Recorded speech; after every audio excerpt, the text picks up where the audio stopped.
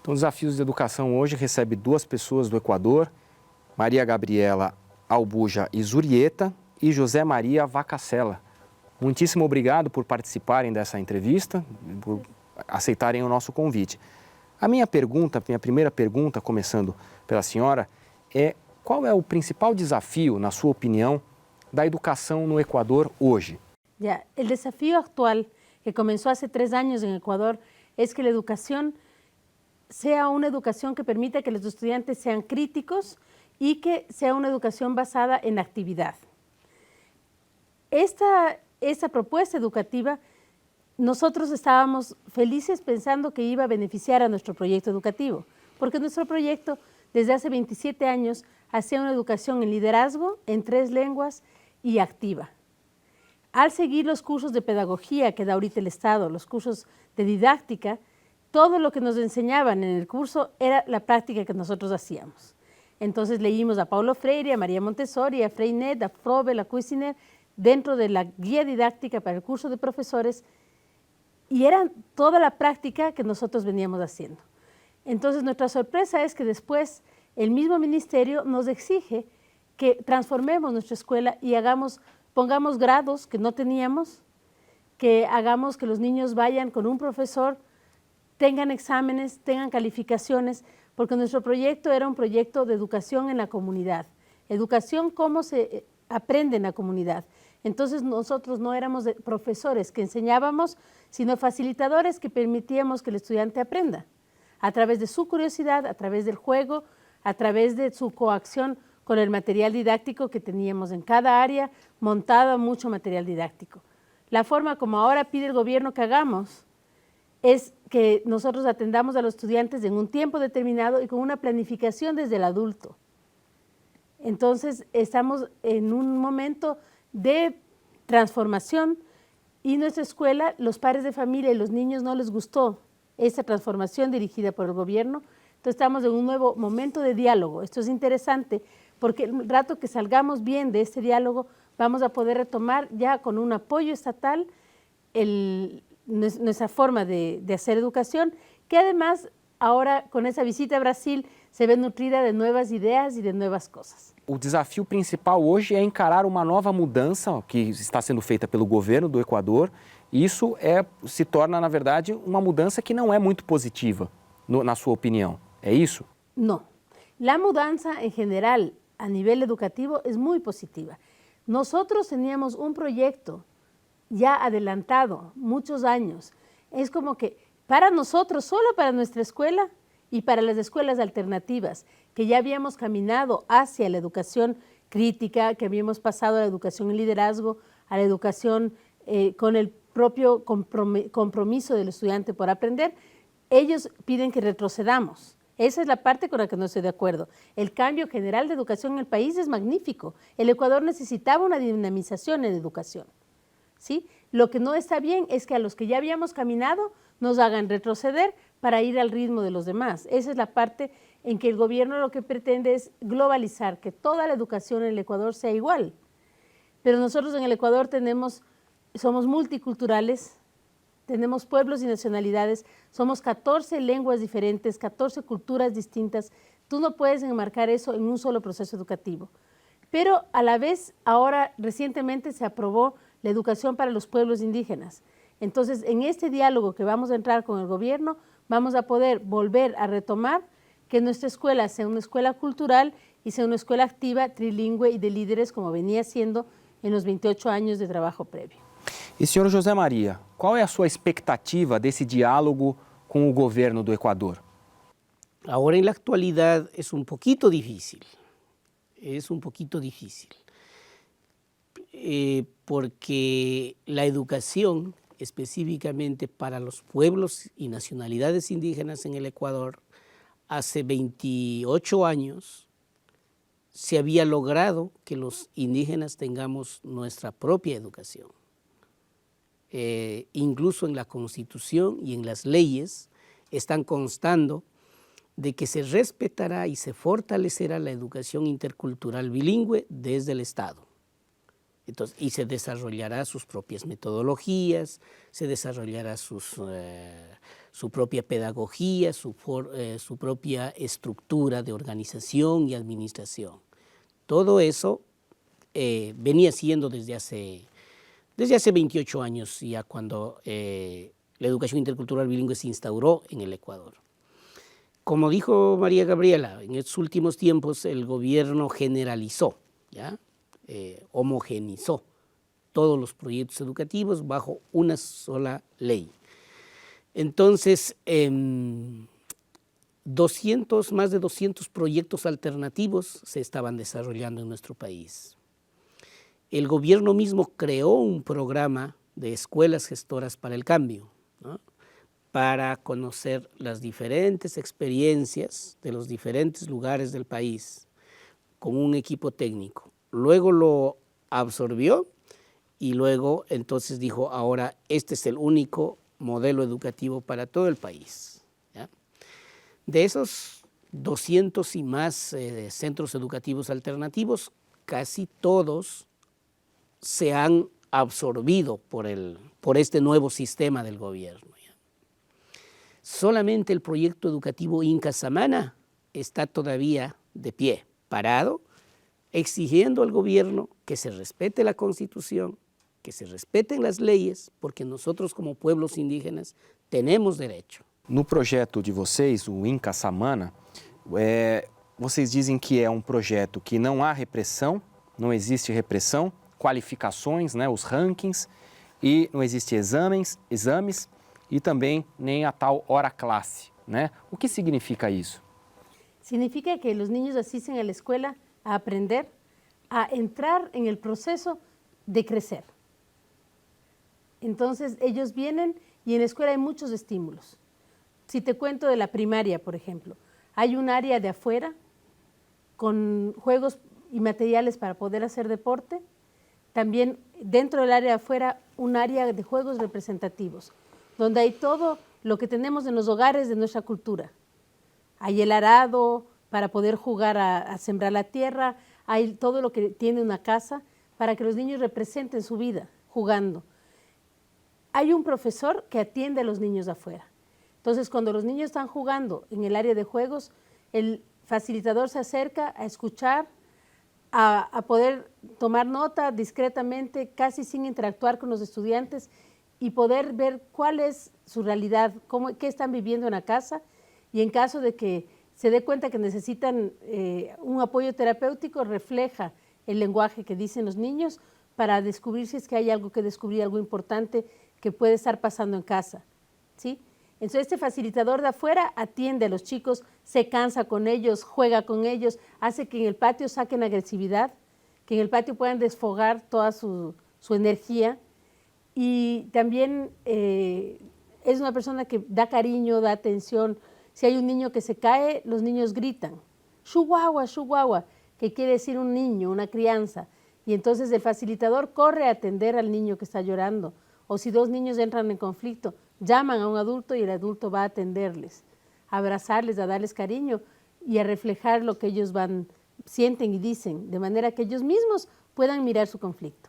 No es una facilitación en la que el adulto les diga cosas o les hable de valores, sino solamente les abraza y permite que ellos mismos miren lo que está pasando y ellos mismos lleguen a un acuerdo. Aparte hay un área de arte, creatividad e invención, que es el área donde todos llevamos los desechos de todo o el material comprado también, papel, cartulina, todo lo que pueda ser para arte, pinturas, todo, goma, que es en común para que todos los niños que deseen utilicen. El facilitador ahí elabora objetos, observa igual, atiende y él hace su propio proyecto de arte. Una vez al día invita a los que quieren a hacer un proyecto de arte, pero todo el día pueden los niños estar coactuando y haciendo actividades ahí. Y en la hora del proyecto de arte, el que quiere va y el que no quiere está en otra actividad. Y asimismo en las áreas académicas tenemos un área para quichua, donde el facilitador habla la lengua quichua y hace ejercicios y hace actividades con los niños en lengua quichua. Un área de inglés, donde igual hay los materiales, los libros, los recortes, juegos en inglés, porque no seguimos libros de texto, sino que elaboramos materiales a que el niño pueda interactuar, hacer diálogos en inglés, jugar con otros niños juegos de mesa o también juegos con animales, con peluches, con muñecos, con lo que fuera, en inglés para interactuar. El área de matemática con material didáctico Montessori, Cañari, que es una cultura nuestra que desarrolló unos materiales para cuenta, matemática, de Froebel, Cuisiner, también, y los materiales que conozcamos, lo que encontremos que sirve para aprendizaje matemática. Entonces, hasta los 12 años, los niños tienen un aprendizaje concreto de la matemática, haciendo los ejercicios con material. Cuando van a terminar la primaria, aprenden recién a hacer con papel y lápiz, el ejercicio matemático, pero toda la estructura de comprensión ya la tienen interiorizada al haber jugado con la base 10, que aquí se llama material dorado, que ayer tuve la oportunidad de jugar en una escuela a la que visité. Sí, entonces hay material dorado, mucho material, para poder hacer incluso ejercicios con números muy grandes. Y es un charol entero que el niño lleva a la mesa y juega. Entonces, él está haciendo eso, otros están haciendo otra actividad. Los niños de las diferentes edades conviven en ese ambiente y van aprendiendo en la misma mesa cosas distintas. Es muy diferente de una escuela tradicional. Absolutamente, rompimos la estructura. Totalmente. Porque sentimos que en la vida, cuando aprendes algo, estás con tus hermanitos menores al lado, estás con tus papás, estás con tus hermanos mayores, tus primos, tus amigos están también cuando estás aprendiendo algo. Y no tiene por qué llamar a todos los de una edad a que aprendan algo al mismo tiempo. Igual la historia, la geografía, esas son las áreas que habría en la primaria, por ejemplo. Sí. Y en la secundaria se da del mismo modo, pero los materiales ya no son concretos, ya son semi-concretos y abstractos y mucho material de investigación. E quantos estudantes hoje fazem parte desse projeto? ¿Cuántos alunos? Los estudiantes han variado desde 1986, que comenzamos solamente con niños de 6 años a 12 años nada más, ¿no? Ahora tenemos comunidad educativa niños desde 3 años hasta 20 años, 21 años, ¿no? Entonces jóvenes hasta terminar la secundaria. Entonces en todo ese proceso ha ido de subida, de crecimiento, y luego se ha estandarizado entre 100 y 120 estudiantes. 100, 120 a 20. 100 y 120 estudiantes. Sim.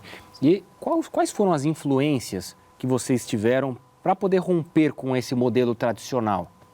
Bueno, en gran parte es una experiencia mía vivida. Al vivir en el campo hay mayor libertad, no hay las exigencias y las presiones. Entonces, al ir yo a la escuela fue el primer choque que tuve yo con el sistema educativo. Si yo tenía la libertad de correr y caminar por todas partes, llegar a la escuela y sentar quieto para escuchar a una persona, esto para mí a los 7 años marcó que no debe ser así la educación. Luego en el colegio, creciendo un poco más, un profesor de ciencias sociales me dice que en Saraguro estamos a 234 grados de temperatura, viviendo en Saraguro.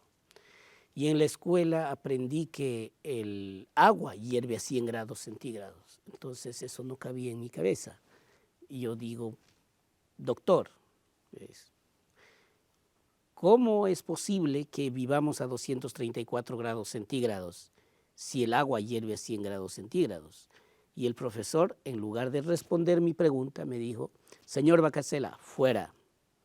Y no vuelves a entrar a mi clase si no vienes con tu representante.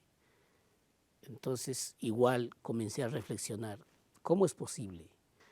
Entonces, yo pienso, ¿por qué todo el tiempo, cuando niño y en el proceso educativo, iban matando curiosidad y creatividad?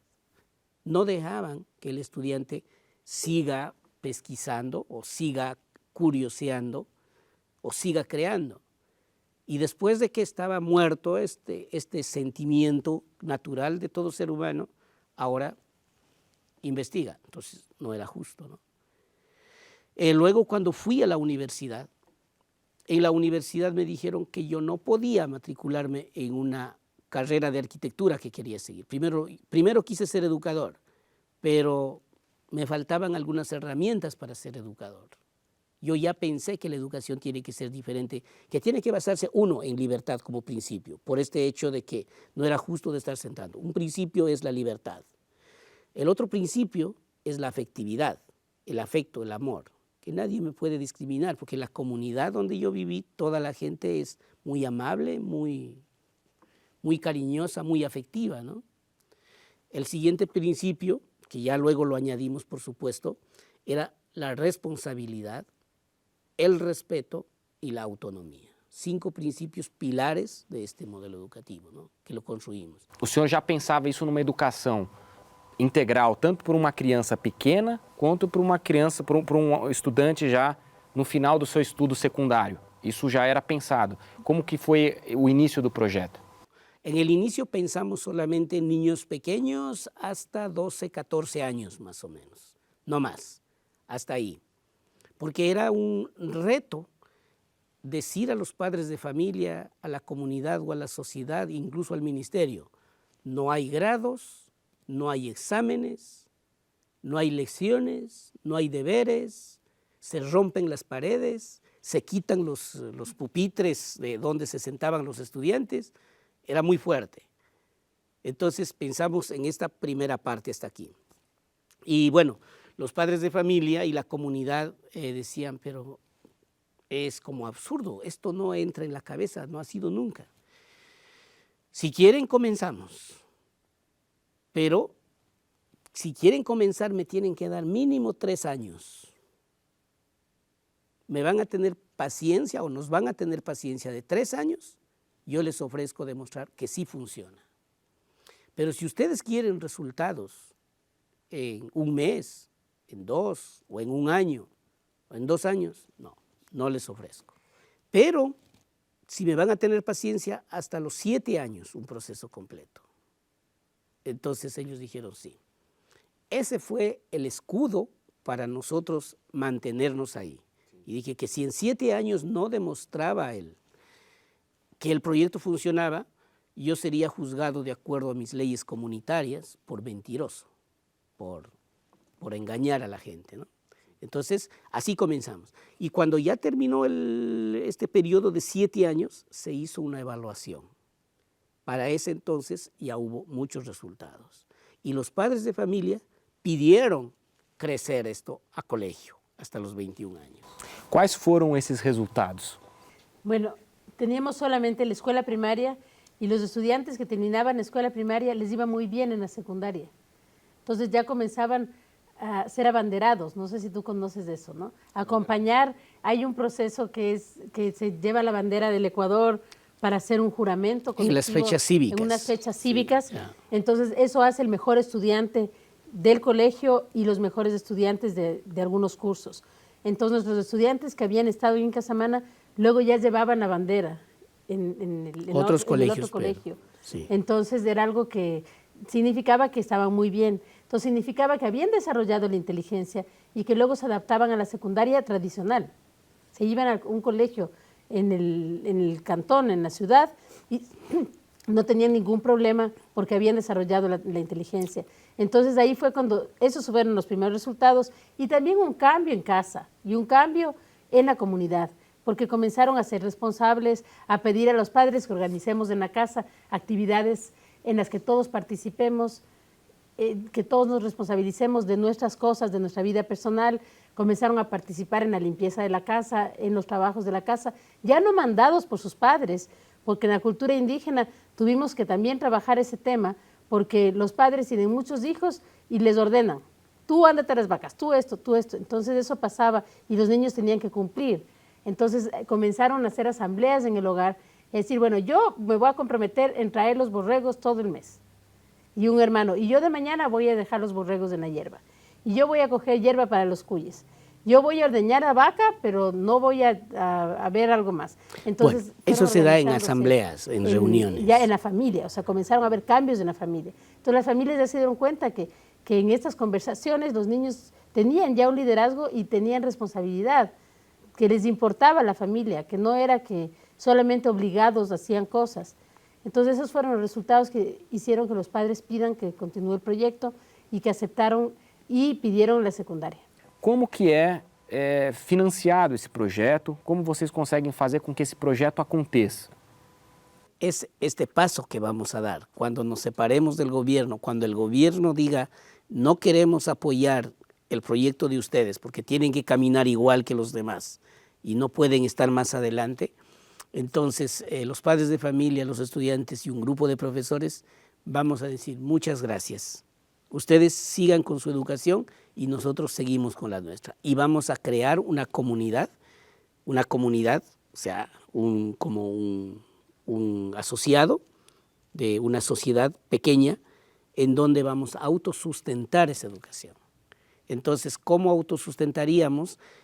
Bueno, primeramente tenemos la tierra, el territorio, la agricultura, que es la base también del pueblo saraguro. Podemos sembrar nuestros alimentos para la comida, ¿no? Luego, algunos profesionales podemos hacer trabajos afuera, vamos a convivir con el otro sistema. Nosotros no queremos pelear con el otro sistema.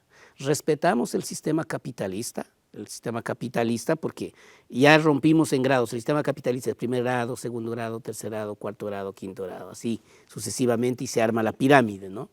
Y ese entra inconscientemente en el cerebro de todas las personas y vivimos ese sistema. Entonces tenemos que desbaratar esta estructura con la educación. Entonces ya tenemos un poquito desbaratado. Entonces ahora vamos a crear un sistema de vida comunitaria. Sistema comunal. Que até hoje o projeto foi financiado pelo governo. Sí. E isso foi possível. Claro, fue posible. Hemos hecho hasta aquí, con acuerdos del gobierno, pero hemos logrado hasta aquí hacer esto. Y entonces ahora, si el gobierno nos acepta, seguimos con el gobierno. Si el gobierno no acepta, muy bien, vamos a ser autosustentable. A cidade de vocês fica a quantos quilômetros de Quito? Ya, 200 kilómetros. 200 kilómetros de Quito. Sí, yo quería acotar algo de lo que dijo José María. Es que el colegio, al ser público, el Estado paga a los profesores. Todo lo demás tenemos que igual financiarnos nosotros y así lo hemos hecho. Entonces, esas salidas que te digo de los estudiantes, y que además hay otras salidas, como los niños pequeños que salen cada semana a caminar por el entorno a un lugar medianamente cercano. Los niños grandes de primaria, 3 días al mes a un lugar un poco más lejano. Los estudiantes de secundaria, de 8 días a 15 días al año, viajan a otro lugar del Ecuador, a conocer otra cultura, a conocer otra realidad, a conocer otro ecosistema. Así se van afianzando, se van haciendo prácticos los conocimientos de geografía, de historia, de ciencias naturales, y todos esos viajes son autofinanciados. Los estudiantes y los facilitadores hacemos grupos de trabajo y trabajamos para obtener recursos para poder hacer esos viajes. En ese proyecto, los materiales y eso el Estado no nos ha dado. Para los materiales, cada facilitador del área tiene que con habilidad conseguir. O facilitador, ele é diferente do professor? Sí. Qual que é a diferença que existe? Que el profesor es el que se reúne con los chicos para él enseñarles. Tá. Facilitador es un adulto compañero que guía a los estudiantes en lo que ellos necesitan, no hace cosas por ellos, ni tampoco les enseña nada, sino solamente convive con ellos para poder aprender mutuamente. Recentemente vocês participaram de um encontro aqui no Brasil, né? E vocês têm dialogado bastante com alguns educadores, não só do Brasil, mas da Argentina, de outros países da América Latina. Vocês têm encontrado experiências semelhantes? Vocês acreditam que a experiência que vocês vivem no Equador hoje é uma experiência que tem outros precedentes em outros locais, em outros países? Sí, yo creo que en esta última década, al menos en Sudamérica, hay varias experiencias que yo conozco en Perú, en Bolivia, en Argentina, estábamos en el 2012 también. Hay algunas experiencias. No conozco Chile, pero también conozco algunas personas que en Chile también hay otras experiencias. Y ahora, pues como en este congreso hemos conocido también personas de otros países, de otros continentes, entonces que también hay experiencias nuevas. Entonces, y con Brasil específicamente, para nosotros ha sido nuevo. Lo máximo que sabíamos era ay, se me fue el nombre de Paulo Freire, porque fue famoso en todo, yo creo que en todo el mundo, ¿no? esta pedagogía, ¿ya? Era lo máximo. Pero al conocer aquí diferentes proyectos, hay muchas alternativas aquí en Brasil, muy bonitas, cada quien una mejor que otra, ¿no? Algumas pessoas dizem que o problema do Brasil é que falta dinheiro para investir na educação. E outros educadores né? Educadores dizem que o problema não é o dinheiro, a falta do dinheiro, mas como gerenciar a educação. Qual é a opinião de vocês sobre isso? Sí que el problema es la voluntad de los profesores de convertirse en facilitadores, la voluntad también de los padres de familia de apoyar a sus hijos en lo que sea necesario, no querer que sea la educación, que sea la escuela la que les dé todo, la que les enseñe, digamos, ¿no? Sino que es un proceso mutuo, de mutua responsabilidad de coaprender, los padres también. Tiene que cambiar muchísimo la vida en familia. Entonces, no es un problema económico, es un problema social. Y hemos demostrado eso cuando hemos podido salir con los estudiantes, que nuestros estudiantes son de la comunidad. Hemos podido salir a visitas y a intercambios, por ejemplo, con estudiantes de Quito, que a veces los colegios de Quito, que son padres de familia de un estatus social más alto, no pueden devolvernos la visita porque sienten que no tienen dinero. Entonces no es un problema de dinero, porque en la comunidad la familia se consigue el dinero cuando se trata de que sus hijos salgan y aprendan algo y conozcan un lugar nuevo. Y también las escuelas, si nosotros reutilizamos muchísimo papel, por ejemplo.